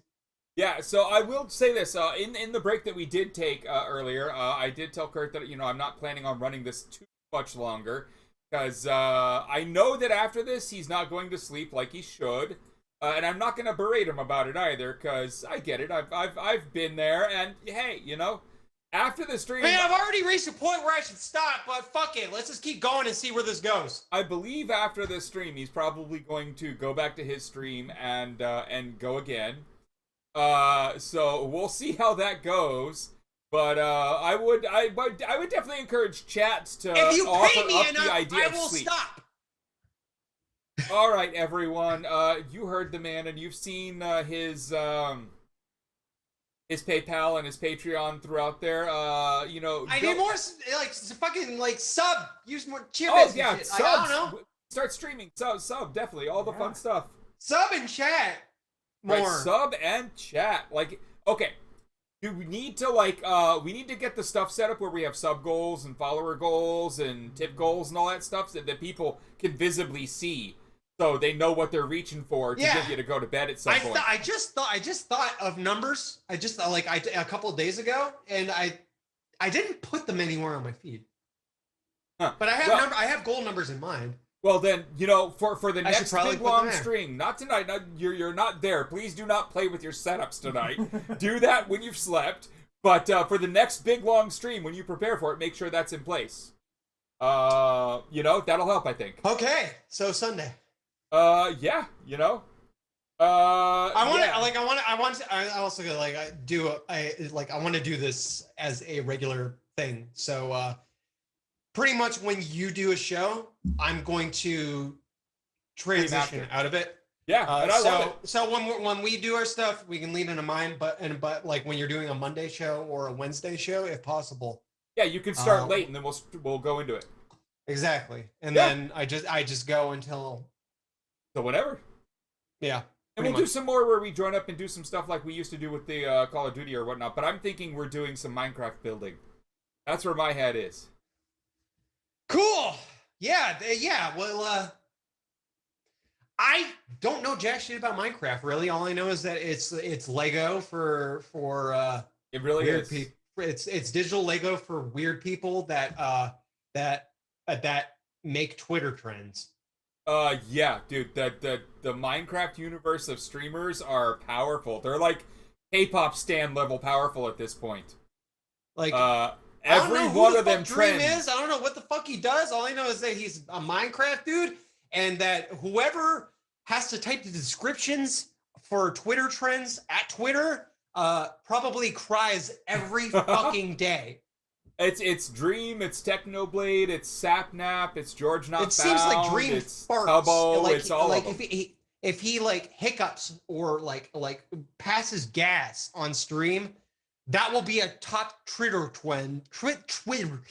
I can't even talk anymore. He's losing it. All right, Like this is so fucking stupid.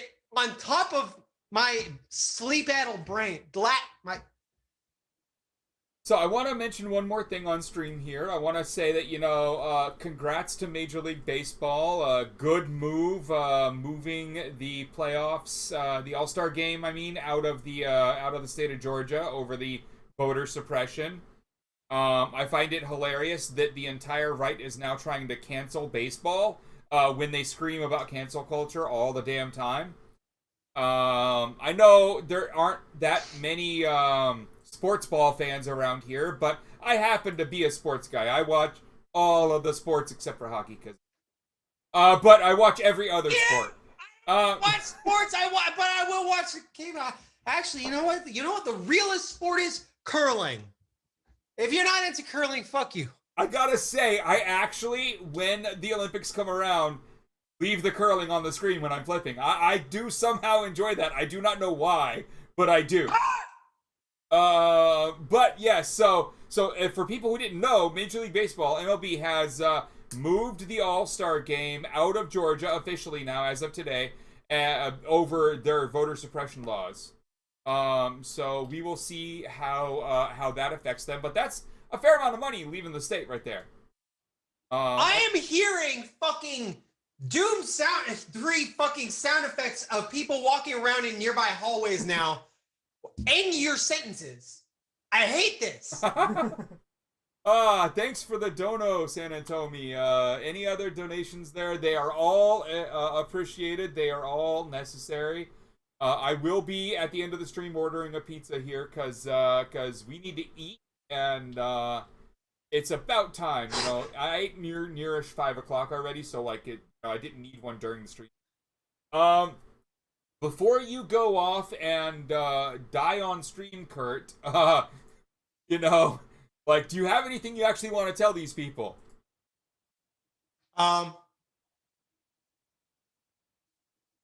Anything at all before we're done here, or just sub and show up, watch, because I have something to tell them, and that's that, you know, Kurt is Kurt. He's gonna be Kurt.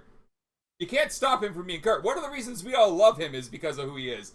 But at the same time, chat, don't let up. Like, do make sure that you're telling him to hydrate, that you're telling him to eat, that you're telling him to use the restroom, and telling him to go to bed every 5 minutes. I have things set up so that people do that. Oh yeah. For a reason. I have such severe ADHD that I either flip-flop between forgetting what I was thinking about doing 5 minutes ago and standing in the middle of a hallway, flipping through my phone idly, because I forgot what I stood up to go and do, or hyper focusing on something. Yeah. To the point where I am kept up just by pure focus for 2 whole days.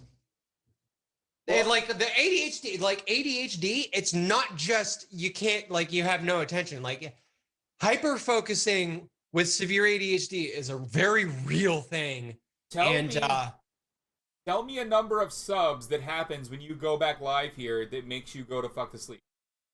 I'm at 40. If I hit 100 subs, I will go. That's 60 subs in one stream. That I've never gotten that.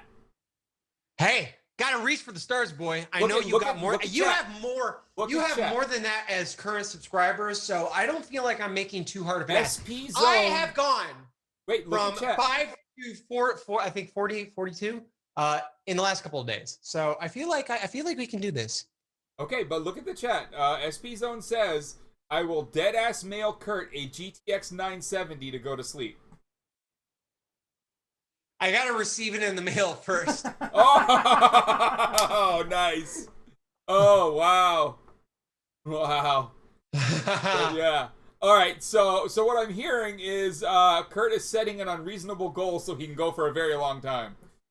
Not unreasonable, actually. 60 subs for the shit that he's doing out there, that should be possible. I just did some funny and goofy ass blind playthrough shit. It was. With constraints. Yep. By all measures of the content that I just produced over the last couple of days, I just did something. Very few people have pulled that off. That is worthy of a mainstream streamer audience. Realistically Absolutely. Speaking. Yeah. I just need people talking to me more, so that I'm not just playing a game and grunting and talking to myself. We need to get you good at Minecraft, because I gotta tell you, for April Fool's yesterday, a thing that you missed was Technoblade, the Minecraft, YouTuber. He's one of the best ever to play the game. Everyone knows this about him. When they do a duel of the best players ever, it's always him versus Dream, that fight it out. So, but he's a YouTuber, not a Twitch streamer. And they are different clans. They have different things. They joke about each other, right? Yesterday afternoon, he went live on Twitch. And it was just a screen saying that he was starting soon. And of course it's April Fool's. I see it. I know what's coming. And an hour in, it switches to, "I'll be there soon." And that's the text on the screen. And while it's doing this, he has 51,000 viewers to his damn I'll be there soon that stays up for hours. He never Holy shit! Like, this is how big he is. We need to. You were live for 50 hours. We need to be able to get you to those numbers. We gotta find these people and get them to share your shit. Yes. But for that, I think you got to be playing some Minecraft. Oh, and by the way, because that's what they all love. They all love the Minecraft. Like, 80. I would say probably like given the span of time there, at probably 70% of the vocal content of me on that show would have been me screaming, "Ah, fuck!" And I don't know if people know. Like, please tell me if my audio is different for tonight's show than it has been in past weeks, because I spent a good amount of time tuning my compressor and mic setup. Yep. Like, knowing that I was going to have a lot of these frustrated screams, I tuned my compressor, so I wasn't blowing out eardrums, or at least that was the hope. I should sound crispier and with less dynamic range. Let me know if I did a good job, because I actually don't know. I haven't gotten any feedback. No, it's great. You sound absolutely amazing. It's a compared to past step weeks. above. Yeah. Okay. Oh, yeah. Cool. Oh, yeah. So I wanna address something. So Silurial in the chat says, Dream's real name is Clayton, and we now all know this. He was doxxed to hell and back. Home address, the works. But here's the deal about that name that is some bullshit. I'll say it now that it's that fucking public. However, here's the thing. He got doxxed in the morning, was on a stream midday with one of the other big Minecraft YouTubers, George Not Found. And they were doing a joint stream with a few other people where they were doing something. And I don't remember the exact fun they were having. But one of the people watching George Not Found's stream did a donation, and George Not Found has the thing where it auto reads the text to you. Yes. And the donation said, "Hey, George Not Found, call Dream by his real name and see how he reacts." And then George Not Found walks over to Dream's avatar and says, "Hey Clay, can I call you Clay?" And Dream's reaction is like, you can tell there's a what the fuck moment. And then he says, no, I don't like it when people say that. And then the avatar like runs away. But like, George Not Found verified the docs. And that is some bullshit. Like, that was some bullshit. Come on. How old are these people? I mean, I think they're both like in their early 20s, but like, I just think that was some bullshit right there. That is some huge bullshit. Like, they have millions of followers. They get hundreds of thousands of views. I mean, alternately, if it was a failed docs, if that would have been a great move if it was a failed docs. I would probably play along like that. Oh yeah. But no, that was some bullshit. Big brain. That's galaxy brain thinking right there. I might like Minecraft a little, so I might have been watching that stream and just gone, what the? Yeah, that was whew.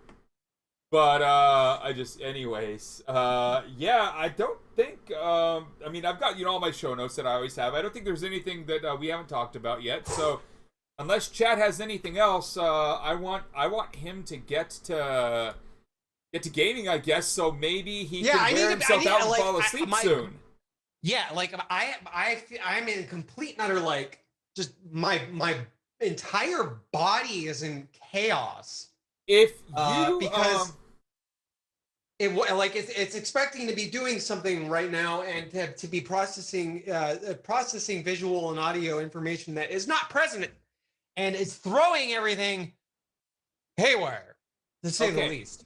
So the thing that you have said out loud that we're gonna hold you to is, if you get 60 subs somehow during this next run, you'll go to sleep. Yeah. Okay. So, chat, within the hour. Oh, 60 subs within the first hour. No. If I get 60 subs, once I tick at 60, I will go to bed within the hour. Like, you're giving yourself room if you're in the middle of a mission or something. Exactly. Yeah, I'm not gonna just be like, okay, I'm getting to bed. Gamer to gamer, understandable. Yeah. Like, I'm sure, other people want to pull the power plug at that point on you. I remember, moms. But, Yep. Yeah. All right, everyone. So I don't know if that's possible. Let me just rig this shit back up and back to hell. Back. Oh my. I mean, Silurial, you gotta understand, like, I got my ColecoVision when it came out. I had my Nest, like, on release day. Like, I had an The Sound of Atari Silence 2600. is now playing in my head.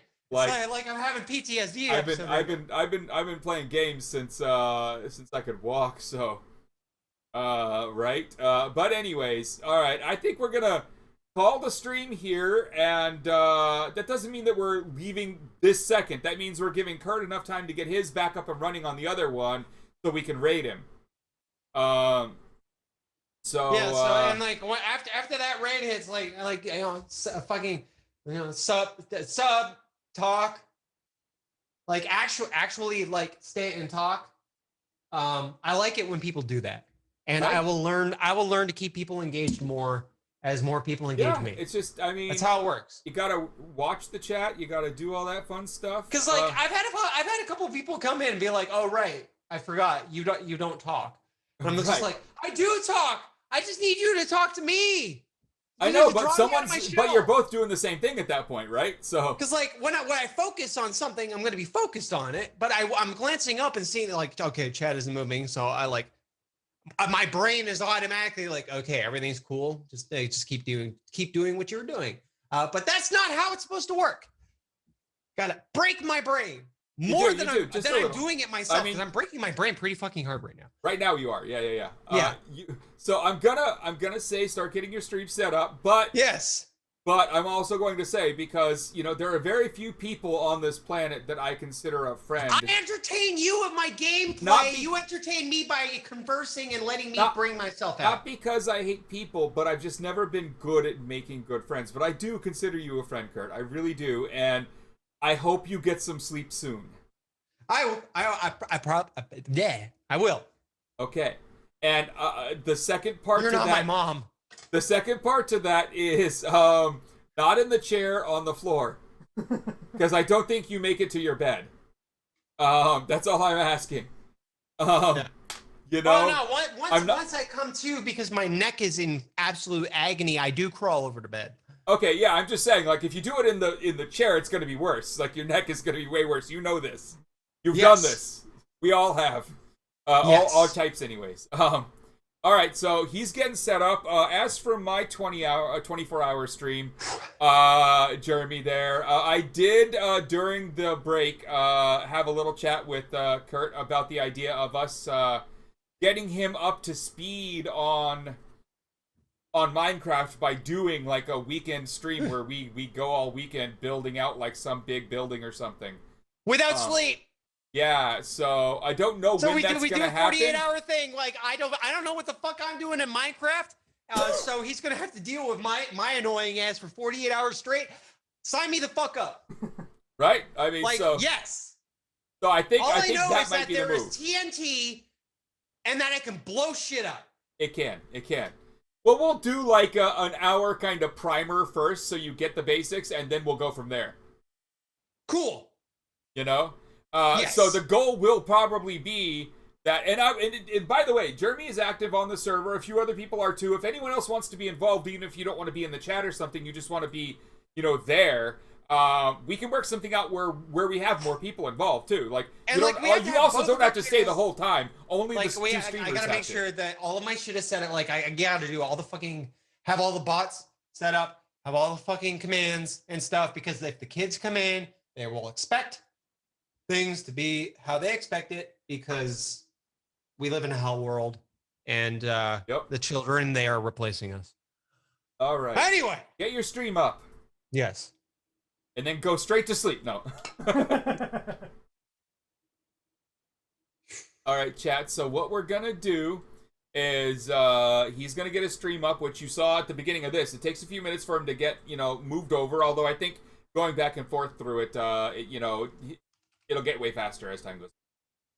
He'll get moved over to his other stream, which is done in different software and everything. And then we're gonna hit the raid button, and as soon as we do, I'm off, and we're over on his channel. For anyone who wants to just go over there now, by all means, the link is I'm pretty, I don't know. I think you can guess the link. It might be Kirtaner 420 on Twitch there. Yes, it is the same as my username right here. And I do think you will love Minecraft. Like you will not want to leave it once you start playing. It gets you. It gets you. That's why it's 10 years, 12, 15 years on, I don't even know. And it's still fucking like the king. I traditionally hate it when I hate experiences like that when people tell me, because they're like, I like having a diversity. I don't like spending all of my time on a game. I have a game like that usually. It's called World of Warcraft. I tend to avoid Vice games. Right. I've never played Skyrim. I played Morrowind a shitload. I played Oblivion enough to get really mad at Bethesda, and then I did not fucking touch Skyrim. So all of the memeing about how like, oh, I just bought Skyrim for the 8th time and I'm playing it. I mean, I just installed it again. Yeah, no. Why?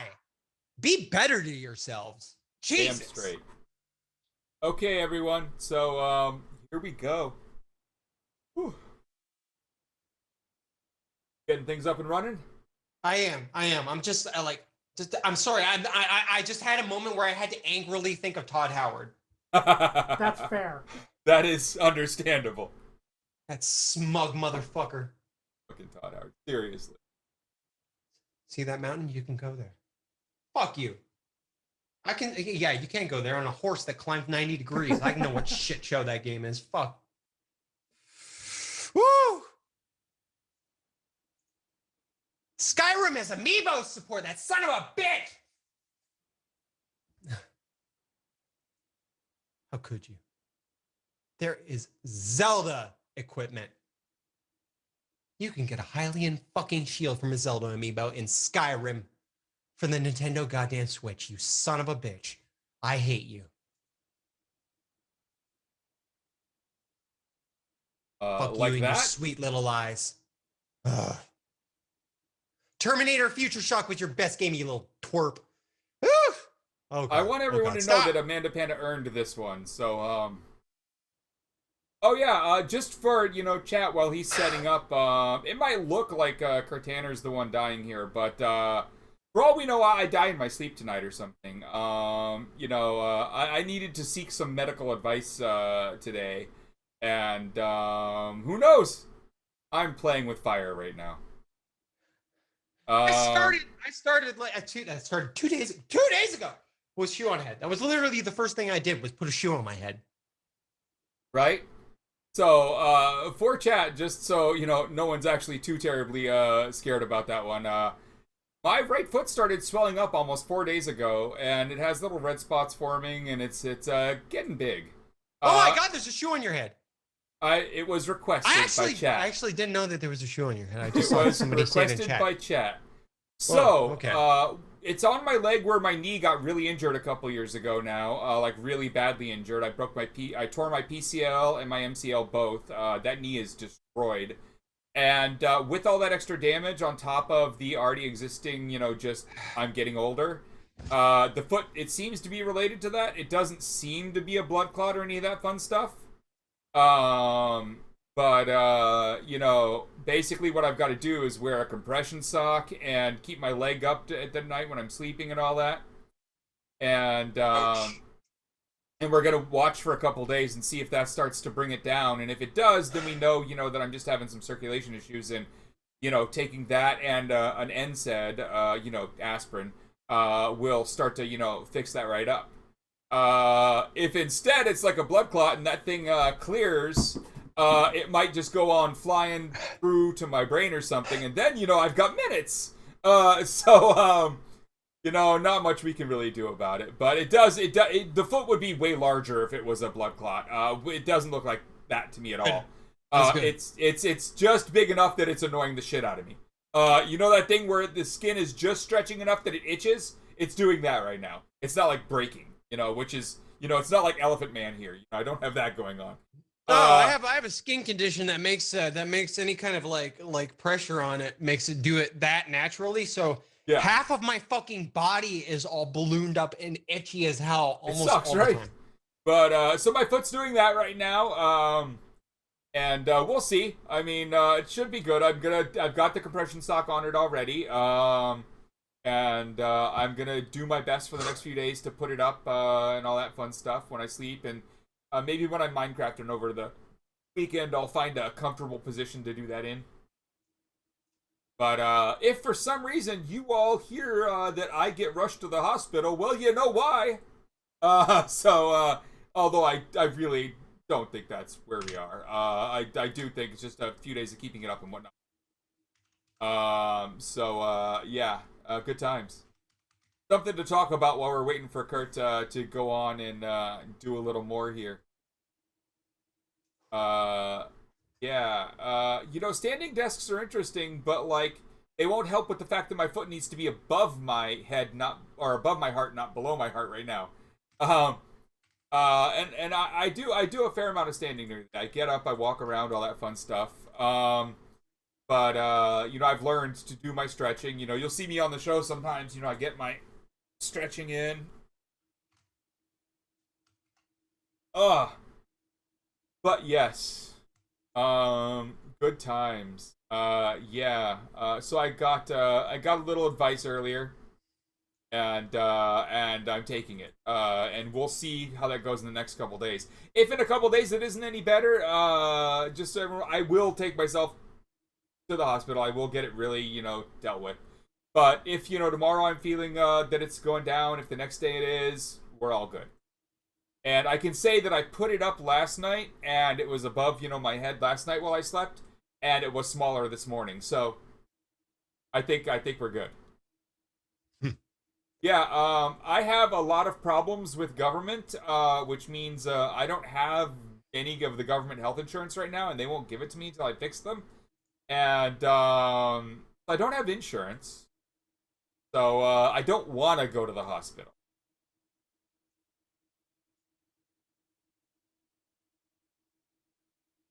Pretty simple. Okay, I'm going to shut off my OBS virtual cam so I can switch to Streamlabs. Give me a moment. Yeah, exactly. Cries in American. Yeah. Yeah. Fuck yeah, America. Fuck it, M4A might save mine. Let's go. Oh.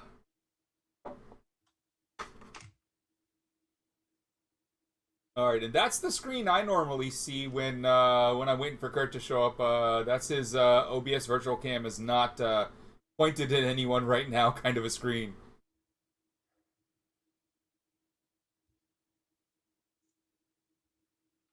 Oh. Yeah, yeah, he's gone. It's over.